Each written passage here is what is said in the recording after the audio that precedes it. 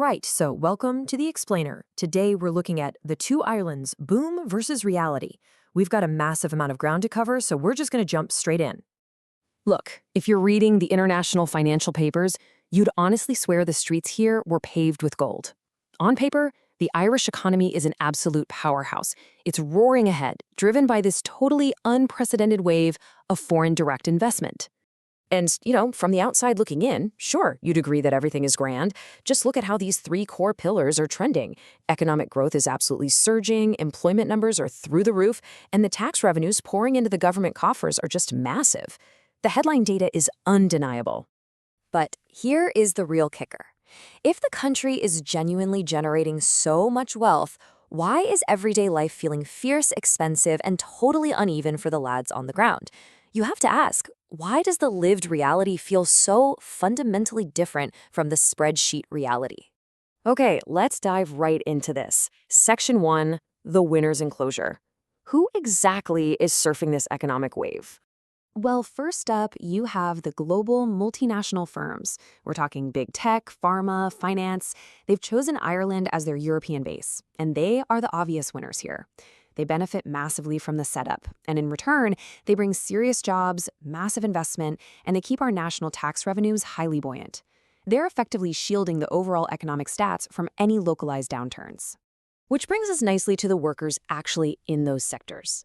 It's a really stark wage split. If you're highly skilled and working in tech or pharma right now, you've seen brilliant wage growth and real upward mobility. Your income has grown way faster than average, making you much better positioned to absorb rising costs in the economy. And look, fair play to them, they're doing well, but they are clearly pulling ahead relative to folks on average wages. And this brilliantly illustrates what is arguably the starkest divide of all in modern Ireland.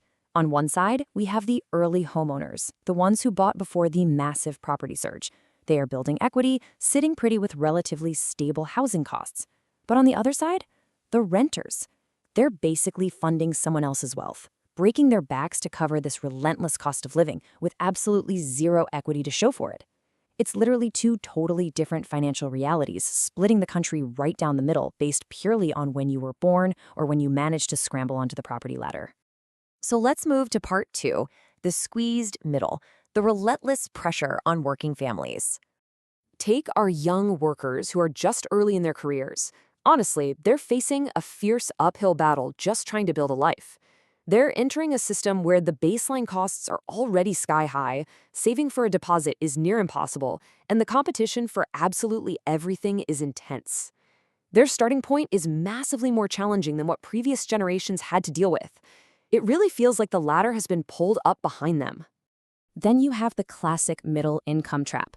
This is where you're earning a decent wage, right? But you're earning too much to qualify for any meaningful state support, and at the exact same time, you're not earning enough to just casually absorb these relentlessly rising costs like the higher earners can. You're caught dead in the center, the middle squeeze, feeling that intense pressure consistently, week in and week out. Now, what's really interesting and honestly a bit terrifying is when you stack these compounding pressures up for Irish families. Housing, food, transport, childcare, it becomes a nightmare. Even with two good incomes coming into the house, family margins are desperately tight. Every single one of these categories takes a massive bite out of the monthly pay packet, leaving literally zero breathing room at the end of the month. And we absolutely can't ignore the geographic divide across the country either. Up in Dublin and the major urban centers, you've got punishingly high costs, but you do have higher wages and more opportunity. But out in rural Ireland, the day-to-day costs might be a tiny bit lower, but the opportunities are scarce and the transport costs to get anywhere are much, much higher. The exact same macroeconomy is producing totally different outcomes depending entirely on where you happen to be sitting, and neither group really feels like they're truly winning. Which brings us to part 3, global pressures, local problems, the compounding squeeze.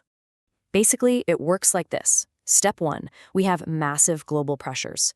Ireland obviously isn't isolated. Things like global energy spikes and supply route issues in places like the Strait of Hormuz, they push baseline costs up for everyone. But then, step 2, those global issues crash straight into local Irish bottlenecks. I'm talking about our chronic lack of housing supply and serious infrastructure limits. And step 3, that creates this layered compounding nightmare of higher cost for the Irish public. It's global shocks slamming into local limits to create an everyday affordability crisis. So the absolutely crucial point here is this. Perception shapes reality. The economic growth story of Ireland is real, for sure, but it is deeply, deeply uneven.